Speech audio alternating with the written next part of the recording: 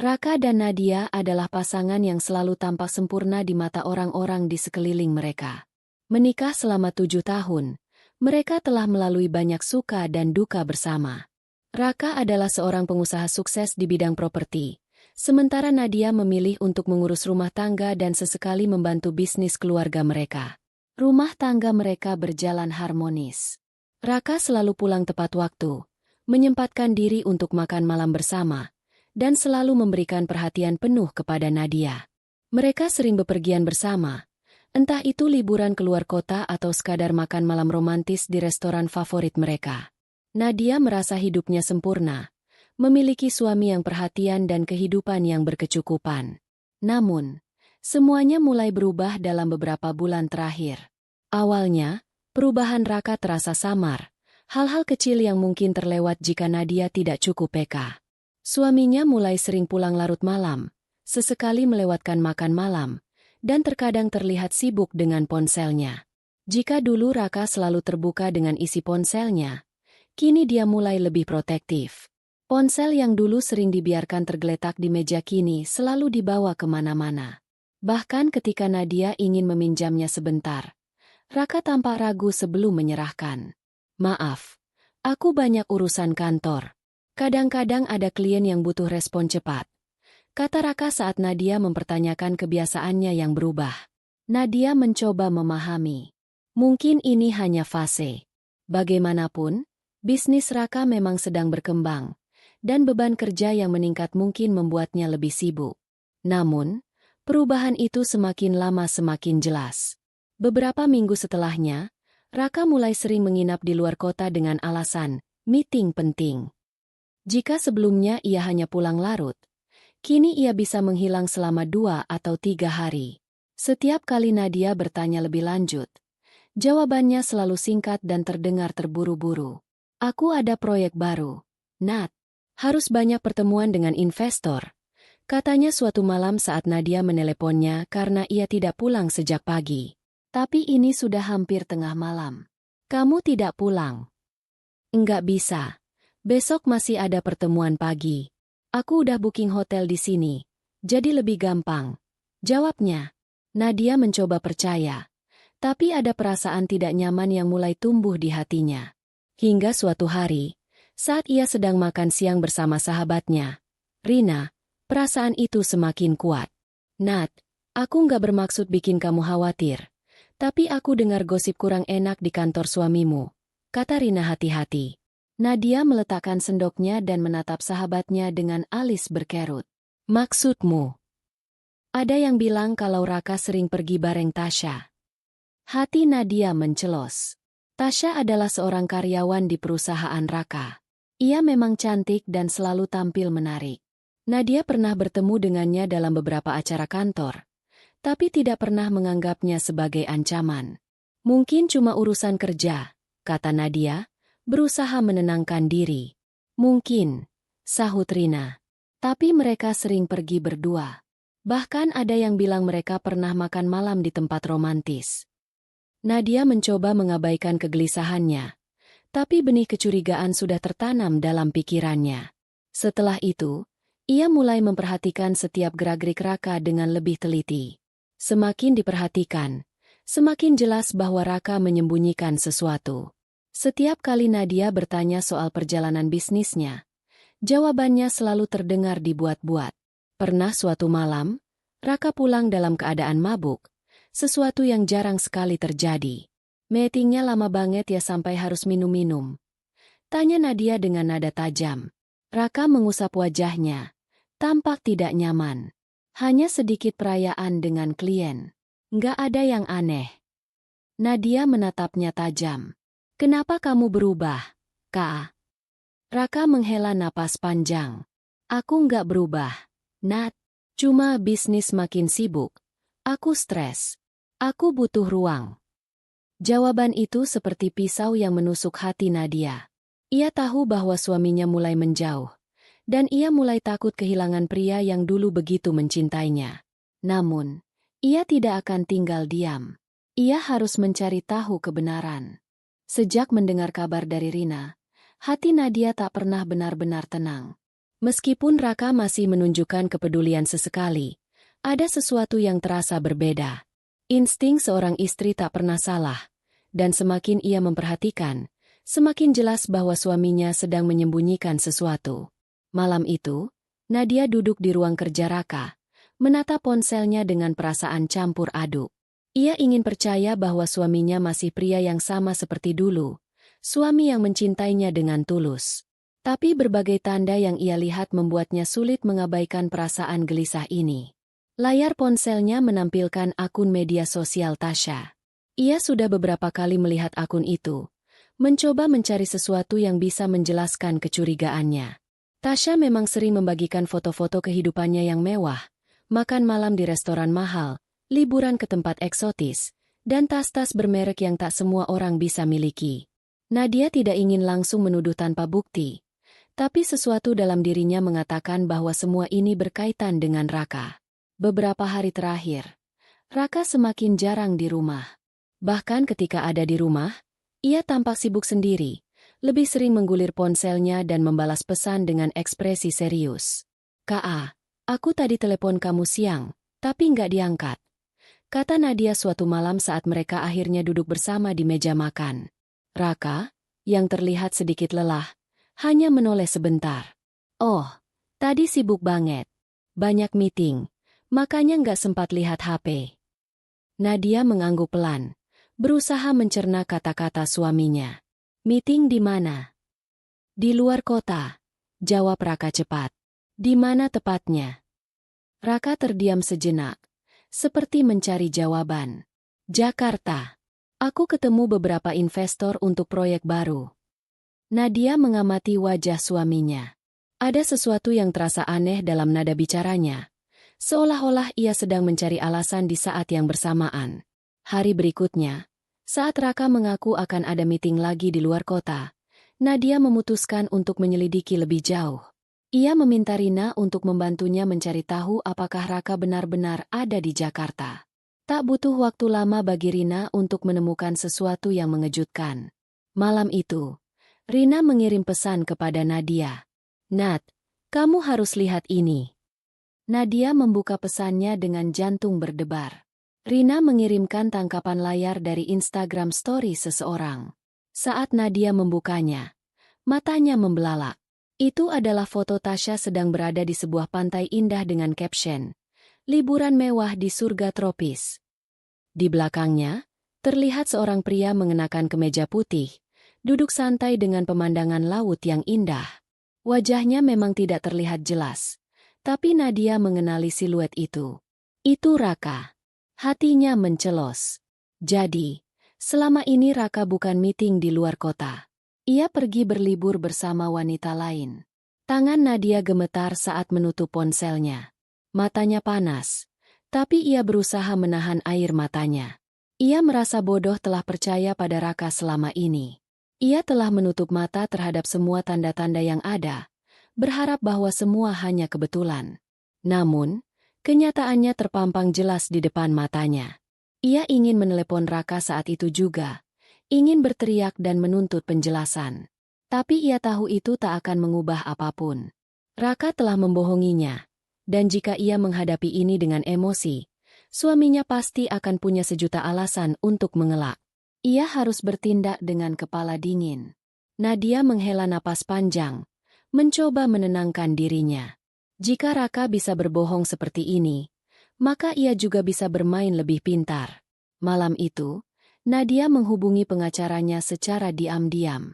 Ia tahu semua aset yang dimiliki keluarga ini sebagian besar masih atas namanya, termasuk rumah, kendaraan, dan beberapa rekening bisnis. "Aku ingin memastikan bahwa tidak ada Rp1 pun yang bisa diakses oleh Raka tanpa persetujuanku," katanya tegas. Pengacaranya terkejut, tapi tidak bertanya banyak. Ia hanya menjelaskan bahwa ada beberapa langkah yang bisa diambil untuk membekukan rekening dan mengamankan aset dari akses Raka. "Baik, Bu Nadia. Kami akan segera memproses semuanya." Setelah itu, Nadia juga menelepon bank dan meminta pemblokiran kartu kredit serta rekening yang biasa digunakan Raka. Ia ingin memastikan bahwa ketika suaminya sedang menikmati liburan mewahnya, ia akan mendapatkan kejutan yang tidak ia duga. Saat Nadia menutup telepon, ia menarik napas panjang. Ada rasa sakit di hatinya, tapi juga kepuasan kecil. Raka mungkin berpikir ia bisa bersenang-senang dengan wanita lain tanpa konsekuensi. Tapi dia akan segera menyadari bahwa pengkhianatan memiliki harga yang harus dibayar. Dengan hati yang kini lebih kuat, Nadia bersiap untuk balas dendam. Malam itu, Nadia duduk di tempat tidurnya, menatap layar ponsel yang masih menampilkan foto Tasya dengan latar belakang pantai indah. Hatinya terasa panas. Ia ingin menangis. Tapi amarahnya jauh lebih besar dari kesedihannya. Ia sudah lama curiga, tapi kini ia memiliki bukti nyata. Raka tidak sedang meeting di luar kota. Ia sedang liburan bersama selingkuhannya di sebuah resort mewah. Pikiran Nadia berputar cepat.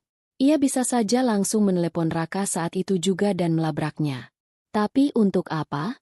Raka pasti akan mengelak. Ia sudah terlalu sering melihat bagaimana suaminya menghindar dari pertanyaan dengan alasan-alasan klise. Kali ini ia akan bertindak dengan cerdas. Nadia segera menghubungi Rina. Sahabatnya itu menjawab dengan cepat, seolah sudah menunggu panggilan dari Nadia. "Nat, kamu udah lihat fotonya?" "Udah," jawab Nadia dengan suara dingin. "Aku juga nemuin sesuatu lagi. Aku kirim ke kamu sekarang." Beberapa detik kemudian, beberapa foto dan video masuk ke ponselnya. Salah satunya adalah video pendek dari akun Instagram Tasya. Dalam video itu, suara Tasya terdengar jelas, tertawa manja sambil merekam makanan mewah yang tersaji di mejanya. Kemudian kamera sedikit bergeser, dan dalam hitungan detik, terlihat tangan seorang pria mengambil gelas wine. Tangan itu. Nadia mengenali tangan itu. Itu tangan Raka. Salah satu foto yang dikirim Rina bahkan lebih mengejutkan. Foto itu menunjukkan punggung Raka sedang berjalan di samping Tasya, dengan tangan Raka melingkari pinggang wanita itu. Hati Nadia berdebar kencang. Jika sebelumnya ia masih memiliki sedikit harapan bahwa semua ini hanya kesalahpahaman, kini ia tak bisa membohongi dirinya sendiri. Setelah mendapatkan cukup bukti, Nadia mulai bertindak lebih jauh. Ia menghubungi pengacaranya kembali, memastikan bahwa semua akses ke rekening keluarga sudah diblokir sepenuhnya. Ia juga menghubungi bank dan meminta agar kartu kredit yang selama ini digunakan Raka dinonaktifkan. "Pastikan kartu itu tidak bisa digunakan lagi mulai sekarang," katanya dengan tegas kepada customer service bank. "Baik, Bu. Kami akan segera memproses permintaan Anda," jawab suara di ujung telepon. Setelah semua urusan keuangan selesai, Nadia menutup telepon dan tersenyum dingin. Biarkan Raka menikmati liburan mewahnya. Tapi sebentar lagi, ia akan tahu bagaimana rasanya terjebak di negeri orang tanpa akses ke uangnya sendiri. Di tempat lain, jauh dari rumah, Raka tengah menikmati makan malam romantis bersama Tasya. Restoran tempat mereka makan adalah salah satu restoran paling mewah di kota itu. Pelayan berseragam rapi, alunan musik klasik memenuhi ruangan, dan cahaya lilin menambah kesan romantis. Raka tersenyum puas. Ia merasa hidupnya begitu sempurna, uang berlimpah, bisnis sukses, dan seorang wanita cantik yang selalu menggoda dan membuatnya merasa muda kembali.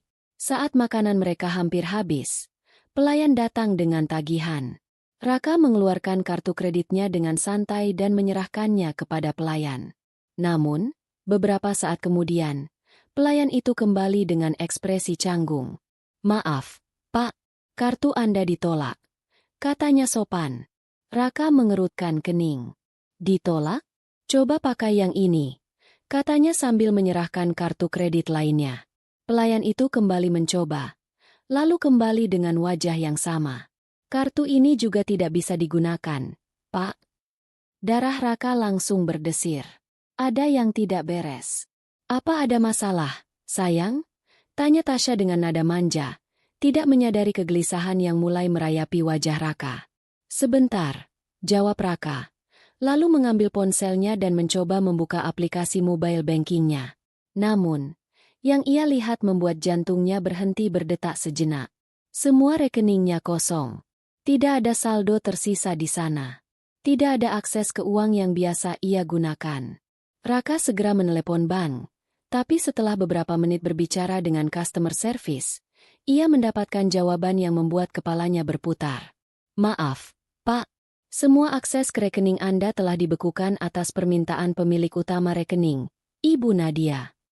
Mata Raka membelalak. Nadia. Ia meremas ponselnya dengan kuat. Jadi ini ulah istrinya.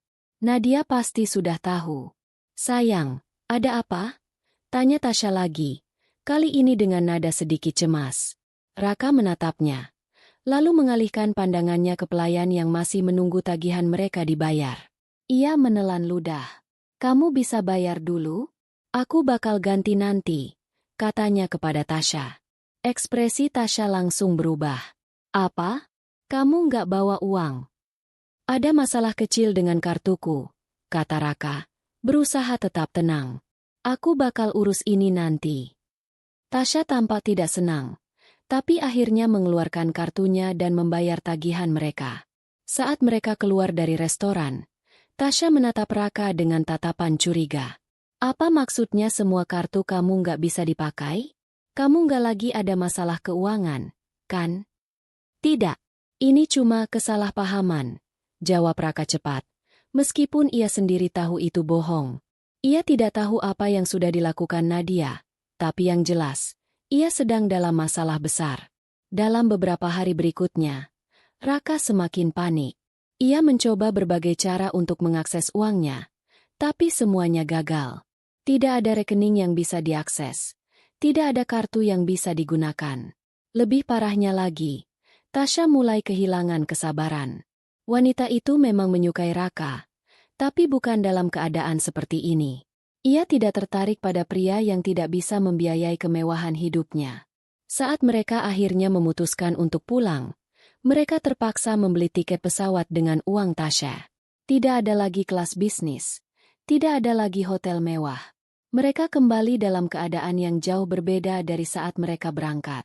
Dan Raka tahu, begitu ia tiba di rumah, ia harus menghadapi sesuatu yang lebih buruk. Nadia menunggunya. Pesawat yang membawa Raka dan Tasya mendarat di Jakarta menjelang sore. Tidak ada lagi senyum puas di wajah Raka seperti saat keberangkatan mereka. Kali ini, wajahnya penuh dengan kecemasan dan ketegangan. Sejak mengetahui rekening dan kartunya diblokir, pikirannya tidak pernah tenang. Sepanjang perjalanan pulang, Raka tidak banyak bicara. Ia terlalu sibuk mencari cara untuk menghubungi seseorang yang bisa membantunya mengatasi masalah ini. Namun, semua rekan bisnis yang biasanya ia hubungi tampak menghindarinya. Ia mencoba menelepon pengacaranya. Tapi telepon itu hanya berdering tanpa jawaban. Tasya, yang awalnya bersikap manja dan penuh kasih sayang, kini mulai menunjukkan sikap yang berbeda. Wanita itu kesal karena harus mengeluarkan uang sendiri untuk membayar tagihan hotel dan tiket pulang. Kak, aku nggak ngerti apa yang sebenarnya terjadi, tapi kamu beneran nggak punya uang sama sekali? Tanya Tasya dengan nada tidak sabar. Raka mendesah panjang, berusaha menahan emosinya. Aku nggak tahu, Tas. Nadia pasti udah ngerjain sesuatu. Tasya mendecak kesal. Aku pikir kamu punya tabungan pribadi. Masa sih seorang Raka nggak nyimpen duit buat jaga-jaga? Raka hanya diam. Memang benar. Selama ini ia mempercayakan semua urusan finansialnya kepada Nadia. Ia terlalu percaya diri bahwa istrinya tidak akan pernah bertindak di luar dugaan. Tapi kini, semua asetnya lenyap dalam sekejap, dan ia bahkan tidak tahu bagaimana mengatasinya. Setibanya di bandara, Raka mencoba memesan mobil online. Namun, seperti yang sudah ia duga, saldo di akun pembayaran digitalnya pun kosong. Tasya, bisa pesan mobil? Tanyanya dengan nada pelan. Tasya menatapnya dengan ekspresi tidak percaya. Serius? Kak, kamu minta aku bayar lagi? Aku bakal ganti semuanya. Aku janji. Wanita itu menatapnya ragu, tapi akhirnya tetap memesan mobil. Namun, ekspresi di wajahnya jelas menunjukkan bahwa kesabarannya semakin menipis. Ketika mobil yang mereka tumpangi berhenti di depan rumah mewahnya, Raka merasa ada sesuatu yang berbeda. Rumah itu masih terlihat sama seperti terakhir kali ia tinggalkan, tapi suasananya terasa lebih dingin. Ia turun dari mobil dengan langkah cepat dan mencoba membuka gerbang dengan sidik jarinya. Namun, gerbang itu tidak terbuka. Raka mengernyit. Ini aneh. Ia mencoba beberapa kali lagi, tapi hasilnya tetap sama. Dengan perasaan tidak enak, ia menekan bel. Beberapa detik kemudian, pintu utama terbuka, dan Nadia muncul di ambang pintu. Raka menelan ludah. Tidak seperti biasanya. Kali ini istrinya tidak menyambutnya dengan senyuman. Wajahnya datar, dingin, dan tatapannya tajam menusuk. Apa maksudnya ini, Nat? Tanya Raka, mencoba terdengar tenang. Nadia menyilangkan tangan di depan dadanya. Kamu masih bertanya, Kak? Suaranya terdengar sinis. Aku nggak bisa masuk rumahku sendiri. Raka mencoba menekan emosi. Nadia tersenyum tipis. Rumah kita? Maaf, Kak. Rumah ini sekarang sepenuhnya atas namaku. Dan aku memutuskan kalau kamu nggak perlu tinggal di sini lagi. Darah Raka langsung berdesir. Ia menatap Nadia dengan mata membelalak. Kamu bercanda, kan? Menurutmu? Nadia menyodorkan sebuah amplop ke arah Raka. Lihat sendiri. Dengan tangan gemetar, Raka membuka amplop itu dan membaca isinya. Itu adalah dokumen legal yang menyatakan bahwa seluruh aset, termasuk rumah, mobil, dan properti lainnya, telah dialihkan sepenuhnya atas nama Nadia. Gimana bisa? Ini nggak mungkin. Suara Raka bergetar. Kamu terlalu sibuk bersenang-senang dengan pelakor sampai nggak sadar kalau aku udah lama mempersiapkan ini. Jawab Nadia tajam. Aku tahu semuanya. Kak. Setiap kebohongan, setiap pengkhianatanmu. Raka merasa dunianya runtuh. Ia ingin membantah, ingin marah, ingin menuntut. Tapi kenyataan di hadapannya tidak bisa dibantah. Tasha, yang sejak tadi berdiri di belakang Raka, mulai merasa tidak nyaman dengan situasi ini. Ia melirik Nadia dengan ekspresi enggan, lalu berbisik pelan kepada Raka. Kak, aku rasa aku harus pergi dulu. Raka menoleh dengan panik. Tas, tunggu dulu.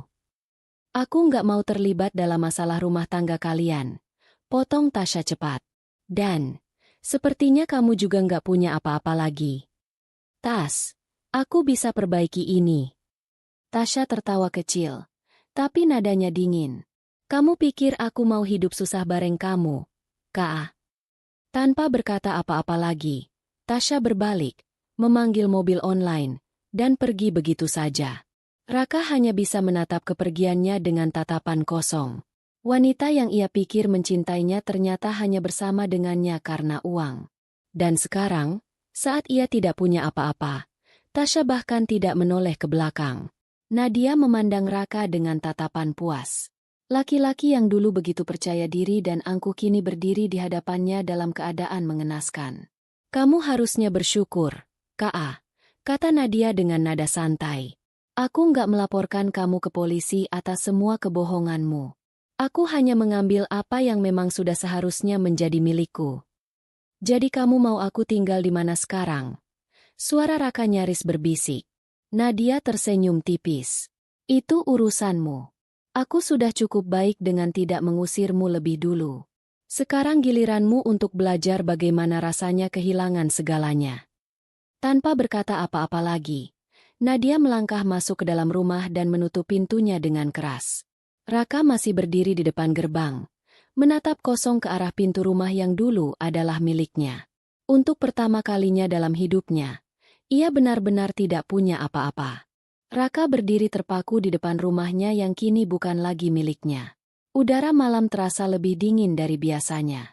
Baru beberapa hari yang lalu, ia menikmati kemewahan di resort luar negeri, merasa hidupnya sempurna dengan Tasha di sisinya. Kini, semuanya runtuh dalam hitungan detik. Tangannya mengepal.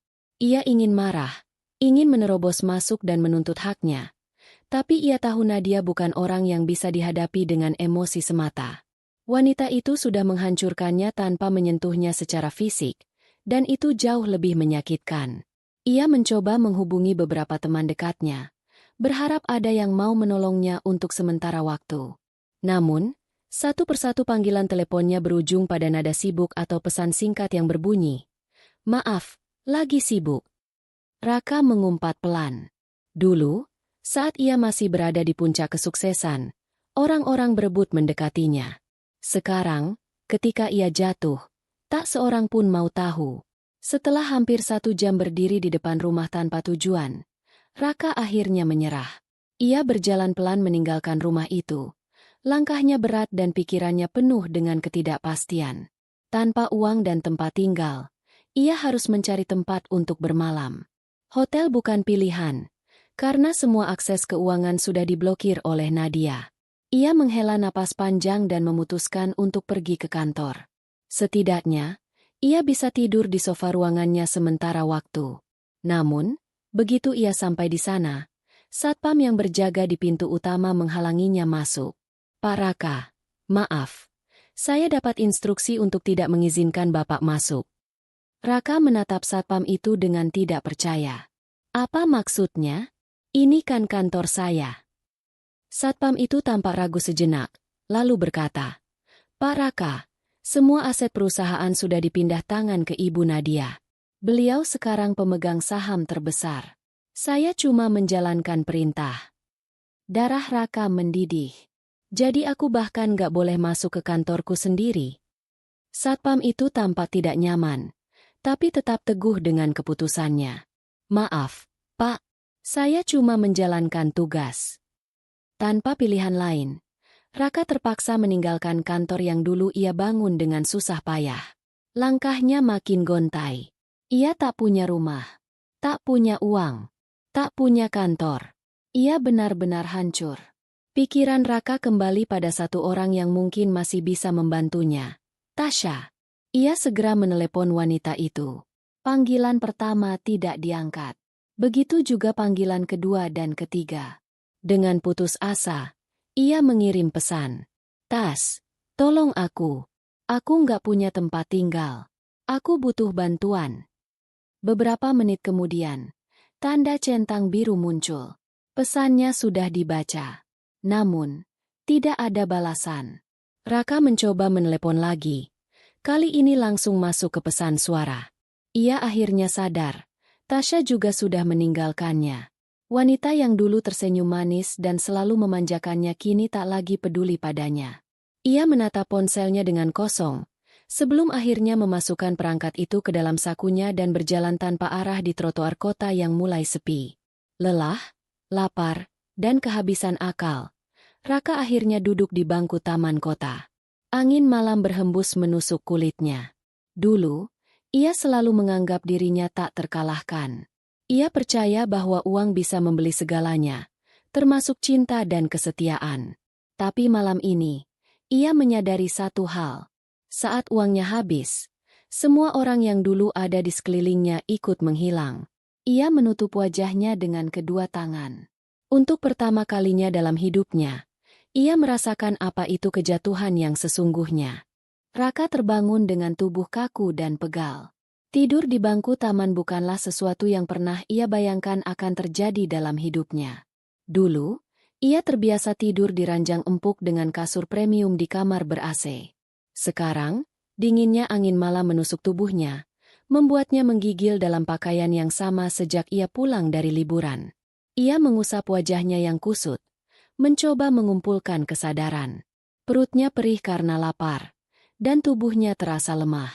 Ia merogoh kantongnya, berharap masih ada sedikit uang tunai yang terselip di sana. Tapi yang ia temukan hanyalah beberapa lembar struk lama dan kartu nama yang tak berguna. Tanpa ponsel yang bisa digunakan, karena baterainya sudah habis sejak semalam, dan tanpa uang sepeser pun, Raka benar-benar tak tahu harus berbuat apa. Lapar membuatnya akhirnya menelan ego. Ia berjalan menyusuri trotoar kota, mencari sesuatu yang bisa mengisi perutnya. Aroma makanan dari warung dan restoran di sepanjang jalan membuatnya semakin tersiksa. Di salah satu sudut jalan, ia melihat sekelompok gelandangan berkumpul, makan nasi bungkus yang mereka dapatkan dari dermawan yang lewat. Raka menelan ludah. Haruskah ia meminta bantuan mereka? Namun, harga dirinya menjerit.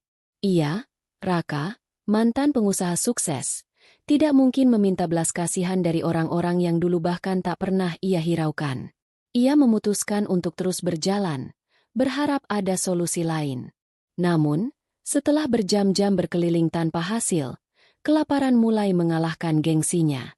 Akhirnya, dengan ragu, ia duduk di dekat kelompok gelandangan itu. Salah satu dari mereka, seorang pria tua dengan janggut putih dan pakaian lusuh, menatapnya. Baru pertama kali di jalanan. Raka menoleh. "Apa maksudmu?" Pria tua itu tertawa kecil. "Aku bisa mengenali orang kaya yang jatuh miskin dari cara mereka duduk. Kamu terlihat bingung dan masih menolak menerima kenyataan." Raka terdiam. Ia tidak bisa membantah. Pria itu mengambil sebungkus nasi dari kantong plastik di sebelahnya dan menyerahkannya kepada Raka. "Ambil ini. Kau butuh makan." Raka menatap nasi bungkus itu.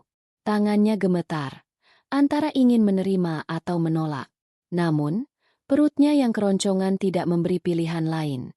Dengan berat hati, ia menerima nasi itu. "Terima kasih." Pria tua itu tersenyum. "Namaku Pak Sarman. Kau bisa duduk di sini kalau mau." Untuk pertama kalinya dalam hidupnya, Raka makan dengan penuh kesadaran bahwa ia tidak lagi punya apa-apa. Setelah mengisi perutnya, Raka mencoba memikirkan langkah selanjutnya. Satu-satunya harapan yang tersisa adalah mencari orang-orang yang dulu bekerja dengannya. Mungkin ada satu atau dua orang yang masih bersedia menolongnya. Dengan tekad baru, ia berjalan menuju salah satu kafe yang sering ia kunjungi bersama rekan-rekan bisnisnya. Begitu tiba di sana, ia melihat beberapa mantan koleganya sedang duduk di meja pojok, tertawa dan berbincang santai. Hatinya sedikit lega. Ia melangkah mendekat. "Andre, Edo," serunya. Mereka menoleh, dan seketika suasana berubah canggung. Andre, yang dulu sering meminta nasihat bisnis darinya, menatapnya dengan ragu. "Raka." "Ya, ini aku." Raka tersenyum tipis. "Aku butuh bantuan kalian." Edo menghela napas panjang. "Raka, maaf.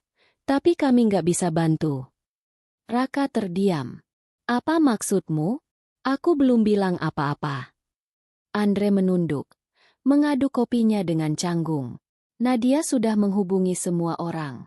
Dia bilang kamu bukan bagian dari perusahaan lagi. Semua aset dan bisnis sudah dipegang dia. Kami nggak bisa terlibat." Raka menatap mereka dengan tidak percaya. "Jadi kalian percaya Nadia begitu saja? Kita sudah bekerja sama bertahun-tahun." Edo menggeleng.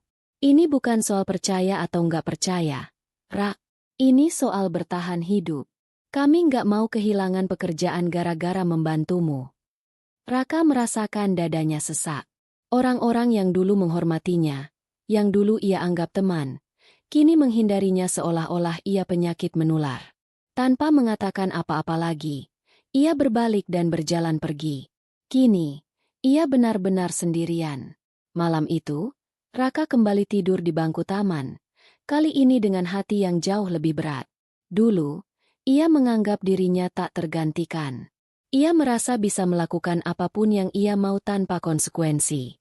Tapi sekarang, ia menyadari betapa rapuhnya kekuasaan dan kekayaan yang pernah ia miliki. Semua yang ia bangun bertahun-tahun hancur dalam hitungan hari. Ia menatap langit malam, merasa kecil dan tak berdaya. Apakah masih ada harapan untuknya? Atau ini adalah akhir dari segalanya? Raka terbangun dengan tubuh terasa kaku dan dingin. Tidur di bangku taman selama 2 malam berturut-turut membuat sendi-sendi tubuhnya terasa nyeri. Ia mengusap wajahnya yang belum tersentuh air sejak kepulangannya dari liburan yang berakhir petaka. Perutnya kembali berbunyi, menandakan bahwa ia harus mencari makanan. Namun, lebih dari sekadar makanan, ia butuh solusi untuk keluar dari kehancuran ini. Ia bangkit dengan langkah gontai, berjalan tanpa tujuan di jalanan yang mulai ramai oleh orang-orang yang memulai aktivitas pagi mereka. Beberapa orang memandangnya dengan tatapan aneh. Seorang pria dengan pakaian mahal tapi kusut, wajah lelah, dan mata penuh keputusasaan. Tak ada lagi Raka yang berwibawa. Kini ia hanyalah pria yang terbuang. Raka tahu bahwa satu-satunya cara untuk bertahan adalah mendapatkan uang. Namun, dengan semua aset dan koneksinya yang telah pergi, ia tidak bisa berharap kembali ke dunia bisnis dalam waktu dekat. Ia melangkah menuju sebuah restoran cepat saji, berharap bisa mendapatkan pekerjaan serabutan. Saat ia masuk, seorang manajer restoran menatapnya dari kepala hingga kaki dengan curiga. "Selamat pagi, Pak. Ada yang bisa saya bantu?" Tanya manajer itu dengan sopan tapi penuh kewaspadaan. Raka menelan ludah. Saya ingin melamar pekerjaan."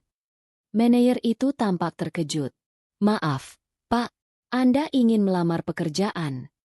Raka mengangguk, berusaha menegakkan bahunya meskipun hatinya terasa remuk. Manajer itu mengamati penampilannya dan tampak ragu. "Maaf, Pak, tapi kami tidak sedang membuka lowongan." "Pekerjaan apa saja saya bisa lakukan? Saya bisa bersih-bersih, mencuci piring." Manajer itu tampak semakin tidak nyaman. Ia melirik pelanggan yang mulai berdatangan. "Maaf, Pak, mungkin Bapak bisa mencoba tempat lain." Raka tahu bahwa pria itu tidak akan memberinya kesempatan. Ia keluar dari restoran dengan kepala tertunduk. Ia tidak menyerah begitu saja. Ia mencoba melamar pekerjaan di beberapa tempat lain, sebuah minimarket, sebuah bengkel kecil, bahkan menawarkan diri sebagai tukang parkir di sebuah pusat perbelanjaan. Namun, dimanapun ia pergi, ia selalu ditolak. Entah karena penampilannya yang mencurigakan, atau karena mereka mengenal siapa dirinya dulu dan tidak ingin berurusan dengan orang yang baru saja jatuh dari status sosialnya. Raka mulai merasakan keputusasaan yang sesungguhnya. Ia berjalan kembali ke taman kota, duduk di bangku yang sudah mulai ia anggap sebagai tempat tinggalnya. Hidupnya benar-benar sudah hancur. Saat ia duduk termenung, seseorang datang menghampirinya. "Masih di sini juga rupanya." Raka menoleh dan melihat Pak Sarman, pria tua yang memberinya nasi bungkus kemarin. Raka hanya mengangguk pelan. Pak Sarman duduk di sampingnya. "Sudah mencoba cari kerja?" "Sudah," jawab Raka dengan suara lemah. "Tapi tidak ada yang mau menerimaku." Pak Sarman terkekeh. "Ya, begitulah dunia. Saat kamu di atas, semua orang ingin dekat. Tapi begitu kamu jatuh, mereka bahkan tak ingin melihatmu." Raka terdiam. Ia merasakan sendiri kebenaran kata-kata itu. Pak Sarman menghela napas panjang. "Tapi kau tahu, kehancuran itu tidak selalu akhir dari segalanya." Raka menatap pria tua itu dengan bingung. "Maksudnya? Kau pikir aku selalu hidup seperti ini?" Pak Sarman tersenyum pahit. "Dulu, aku punya bisnis. Aku juga pernah seperti kamu, dikelilingi banyak orang. Tapi satu kesalahan menghancurkan semuanya." Raka menatap pria itu dengan kaget. "Apa yang terjadi?" "Kepercayaan," jawab Pak Sarman singkat. "Aku mengkhianati seseorang yang seharusnya kuperlakukan dengan baik. Dan ketika semua itu kembali kepadaku, aku kehilangan segalanya." Kata-kata itu menusuk Raka lebih dalam daripada yang ia duga. Bukankah ia juga melakukan hal yang sama? Ia mengkhianati Nadia. Ia mengabaikan keluarganya demi kesenangan sesaat. Dan sekarang, ia merasakan akibatnya. Pak Sarman menepuk pundaknya. "Tapi kau masih punya kesempatan untuk berubah. Nak, jika kau benar-benar ingin bangkit, berhentilah berharap pada orang-orang yang dulu bersamamu. Mulailah dari nol." "Tapi, bagaimana caranya?" Pria tua itu tersenyum. "Aku punya kenalan yang butuh tenaga kerja di pasar. Tidak mewah, tapi cukup untuk makan. Jika kau mau, aku bisa mengenalkanmu." Raka menatap pria itu dengan ragu. Bekerja di pasar? Dulu, ia adalah pengusaha sukses. Sekarang, ia harus bekerja kasar hanya untuk bertahan hidup? Tapi pilihan apa yang ia miliki? Ia menarik napas dalam-dalam, lalu mengangguk. "Baiklah, aku mau mencoba." Pak Sarman tersenyum puas. "Bagus. Besok pagi kita ke sana." Malam itu, Raka tidur dengan sedikit harapan. Untuk pertama kalinya sejak kehancurannya, Ia merasa ada jalan untuk bangkit kembali. Pagi itu, Raka terbangun sebelum matahari terbit. Udara pagi masih dingin, tapi hari ini ada sesuatu yang berbeda. Ia punya tujuan. Pak Sarman menepati janjinya dan mengajak Raka ke pasar tradisional. Jalanan masih sepi saat mereka tiba, tetapi beberapa pedagang sudah mulai membuka lapak mereka. Bau tanah basah bercampur aroma rempah-rempah, ikan segar, dan sayuran memenuhi udara. Seorang pria berusia sekitar 50-an, bertubuh besar dengan wajah ramah, menyambut mereka. Inilah orang yang aku ceritakan, Bang Udin, kata Pak Sarman. Pria itu, Bang Udin, mengamati Raka dari ujung kepala hingga kaki. Jadi, kau butuh kerja? Raka mengangguk. Ya. Saya siap melakukan apa saja. Bang Udin menyipitkan mata. Tampaknya masih ragu. Kau nggak terlihat seperti orang yang biasa kerja kasar. Raka menelan ludah.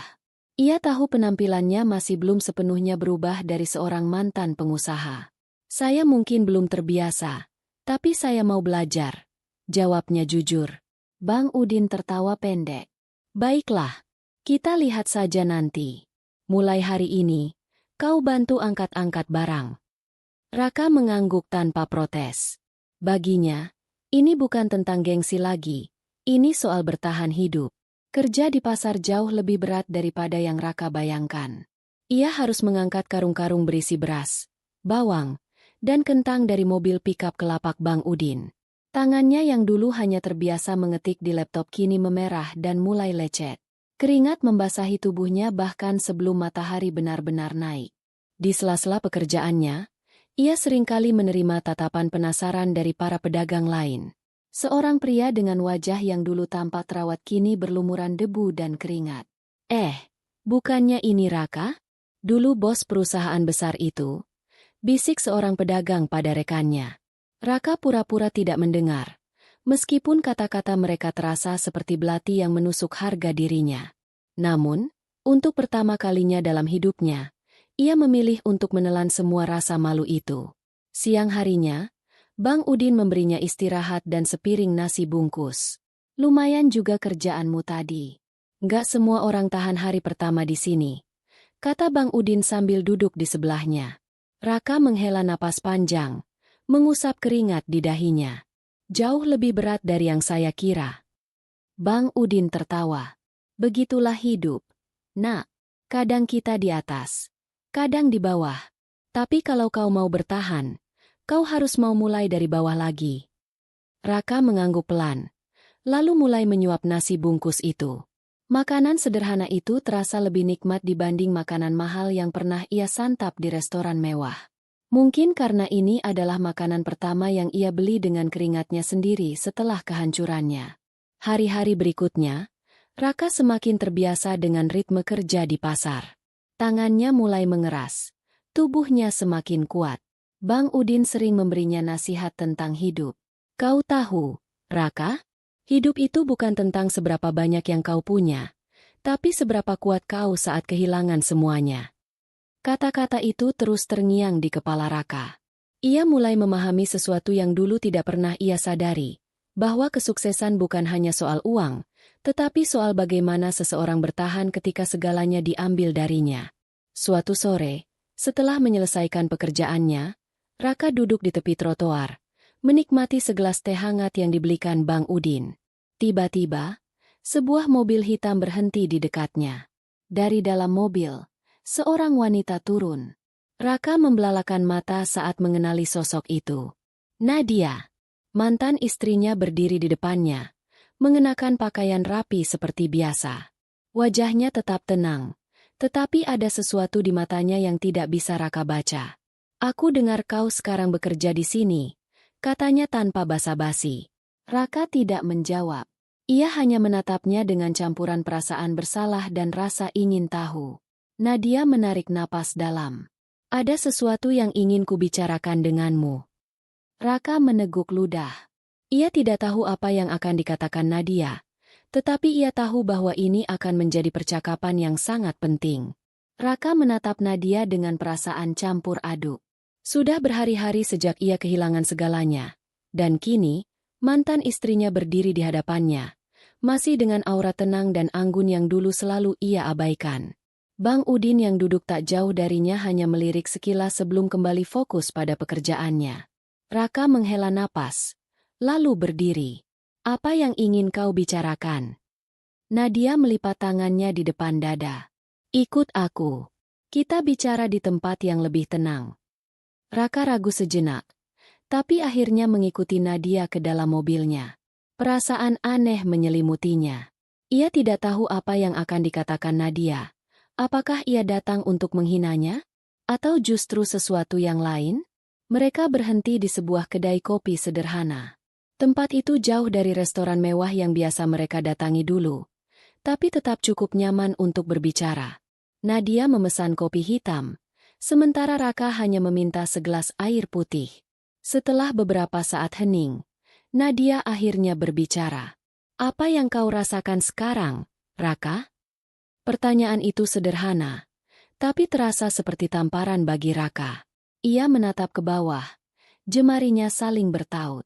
Aku merasa hancur, seperti kehilangan segalanya dalam sekejap. Nadia mengangguk, seolah sudah menduga jawabannya. Dulu aku juga merasakan itu. Raka menatapnya, bingung. Apa maksudmu?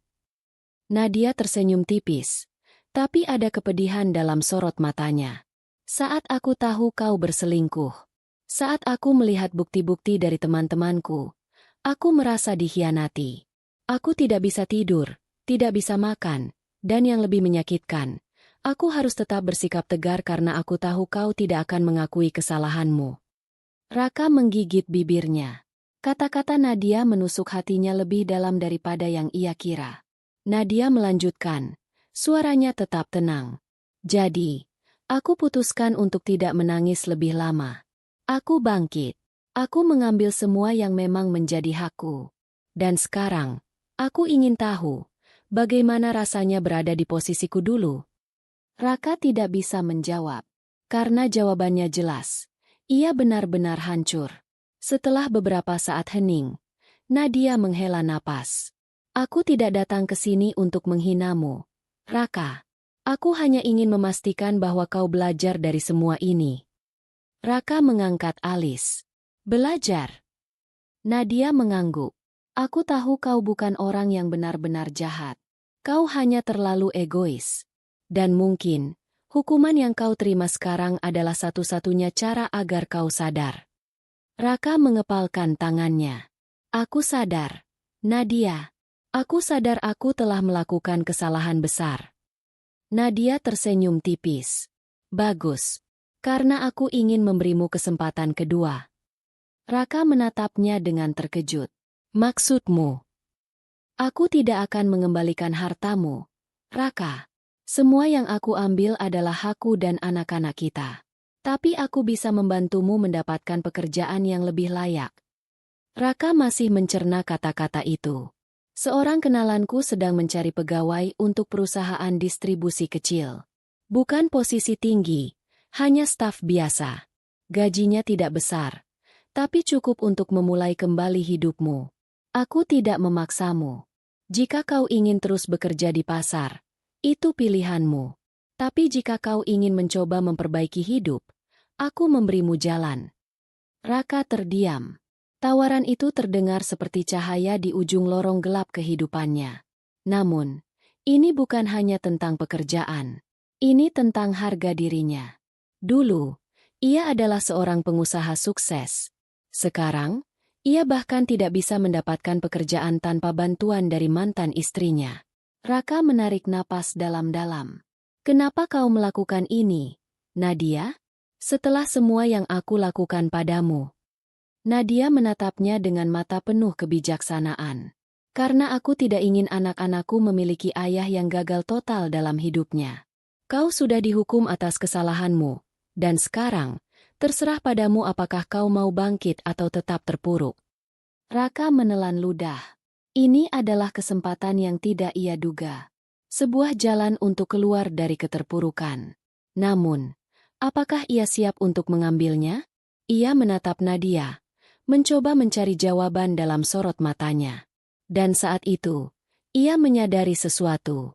Hidupnya tidak akan pernah sama lagi. Tapi mungkin, ia masih punya kesempatan untuk memperbaiki semuanya. Raka duduk diam di kursinya, merenungkan tawaran Nadia. Ini adalah kesempatan yang tak pernah ia duga akan datang. Kesempatan untuk bangkit dari keterpurukan. Tapi menerima bantuan dari mantan istrinya? Itu bukan perkara mudah. Namun, saat ia melihat sorot mata Nadia, ia tahu ini bukan sekadar belas kasihan. Ini adalah ujian. Apakah ia masih terlalu sombong untuk menerima pertolongan? Atau ia benar-benar ingin memperbaiki hidupnya? Dengan napas berat, Raka akhirnya mengangguk. Baik, aku akan menerimanya. Nadia tidak menunjukkan ekspresi puas atau senang. Ia hanya mengangguk pelan, seolah ini memang hal yang seharusnya terjadi. Baik, aku akan menghubungi temanku. Kau bisa mulai minggu depan. Raka menelan ludah. Ada perasaan aneh yang menyelimutinya. Rasa lega, tetapi juga beban. Ini bukan jalan pintas untuk kembali ke puncak. Ini adalah perjalanan panjang untuk menebus kesalahannya. Beberapa hari kemudian, Raka datang ke perusahaan distribusi yang disebutkan Nadia. Perusahaan itu jauh lebih kecil dibandingkan kantornya dulu, tapi cukup besar untuk memiliki sistem yang profesional. Ia bertemu dengan pemiliknya, seorang pria paruh baya bernama Pak Herman. Kau mantan direktur, ya? Tanya Pak Herman sambil membaca CV sederhana yang Raka bawa. Raka mengangguk. Dulu, ya. Tapi saya tidak mencari posisi tinggi. Saya hanya butuh pekerjaan. Pak Herman menatapnya lama sebelum mengangguk. Baiklah, aku tidak peduli siapa kau dulu. Yang penting, kau bisa bekerja keras sekarang. Mulai besok, kau bekerja di bagian gudang. Raka terdiam sejenak. Gudang? Dulu ia memimpin perusahaan. Sekarang ia harus bekerja di bagian gudang, mengangkat barang, mengatur stok, dan memastikan distribusi berjalan lancar. Namun, ia tidak protes. Ia hanya mengangguk dan berkata, "Terima kasih sudah memberiku kesempatan." Hari pertama Raka bekerja di gudang menjadi pengalaman baru baginya. Ia tidak lagi mengenakan jas mahal atau duduk di kantor ber-AC. Ia kini mengenakan seragam pekerja, mengangkat dus berat, mencatat stok barang, dan berurusan dengan pekerja kasar lainnya. Beberapa rekan kerja memperhatikannya dengan rasa ingin tahu. Sebagian lain mencibir. Dengar-dengar, dia dulu orang kaya yang jatuh miskin, bisik seorang pekerja kepada temannya. Raka mendengar itu, tetapi ia hanya tersenyum tipis. Dulu, ia mungkin akan marah jika mendengar orang meremehkannya. Tapi sekarang, ia sudah belajar banyak. Ia hanya perlu bekerja keras dan membuktikan bahwa ia bisa bertahan. Hari-hari berlalu, dan meskipun awalnya sulit, Raka mulai terbiasa. Ia belajar bahwa kerja keras lebih berarti daripada sekadar status sosial. Ia juga mulai merasakan kepuasan yang berbeda. Puas karena mendapatkan sesuatu dari hasil keringatnya sendiri, bukan dari manipulasi atau pengkhianatan. Suatu sore, saat ia pulang dari kerja, Raka berjalan melewati sebuah kafe kecil dan melihat sosok yang sangat dikenalnya. Laras, wanita yang dulu menjadi selingkuhannya kini duduk di meja sudut kafe, tampak sedang berbicara dengan seorang pria lain. Namun, yang menarik perhatian Raka bukan pria itu, melainkan ekspresi Laras. Dulu, Laras adalah wanita penuh percaya diri, selalu tampak anggun dan menarik. Tapi kini, ia tampak lelah. Matanya tidak lagi berbinar, dan senyum yang dulu menawan kini tampak dipaksakan. Raka terdiam sejenak, lalu memutuskan untuk masuk. Laras terkejut saat melihatnya. Raka. Raka tersenyum kecil. Lama tidak bertemu, Laras. Pria di depannya menatap Raka sebentar sebelum pamit pergi. Laras tampak canggung. Kau, bagaimana kabarmu? Tanya Laras akhirnya. Raka tertawa pelan. Aku sedang belajar memulai kembali hidupku. Laras menggigit bibirnya. Aku dengar tentang apa yang terjadi. Apa yang terjadi padamu, Laras? Potong Raka, suaranya lembut. Laras terdiam. lalu menghela napas panjang. Setelah liburan itu, aku pikir semuanya akan baik-baik saja. Tapi setelah semua asetmu diblokir, aku juga ikut terkena imbasnya. Aku kehilangan banyak hal. Aku mencoba bertahan, tapi ternyata aku hanya pion dalam permainan ini. Raka menatapnya lama. Ia tidak merasa kasihan, tapi juga tidak merasa puas. Mereka berdua telah membuat keputusan yang salah, dan kini mereka harus menghadapi akibatnya. Kau menyesal? Tanya Raka akhirnya. Laras tersenyum pahit. Aku tidak tahu. Aku pikir dulu aku mendapatkan segalanya, tapi ternyata aku justru kehilangan lebih banyak.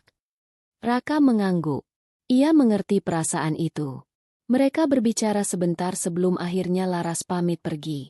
Raka menatapnya keluar dari kafe, menyadari bahwa wanita yang dulu ia kejar dengan penuh nafsu kini hanyalah seseorang dari masa lalunya. Dan untuk pertama kalinya, ia merasa benar-benar siap untuk melanjutkan hidup. Minggu-minggu berlalu, dan Raka terus bekerja keras. Ia belajar lebih banyak tentang bisnis dari bawah, sesuatu yang dulu tidak pernah ia pahami sebagai pemilik perusahaan. Ia juga mulai memperbaiki hubungannya dengan anak-anaknya. Meski Nadia masih menjaga jarak, ia tidak melarang Raka untuk menemui mereka. Salah satu malam, saat ia sedang duduk di apartemen kecil yang ia sewa dari hasil gajinya, ia menerima pesan dari Nadia. Aku senang melihatmu berubah. Jangan ulangi kesalahanmu lagi. Raka tersenyum. Ia kehilangan banyak hal, harta, status, dan kebanggaan. Tapi ia juga mendapatkan sesuatu yang lebih berharga. Kesempatan untuk menjadi manusia yang lebih baik. Dan kali ini, ia tidak akan menyia-nyiakannya. Tamat.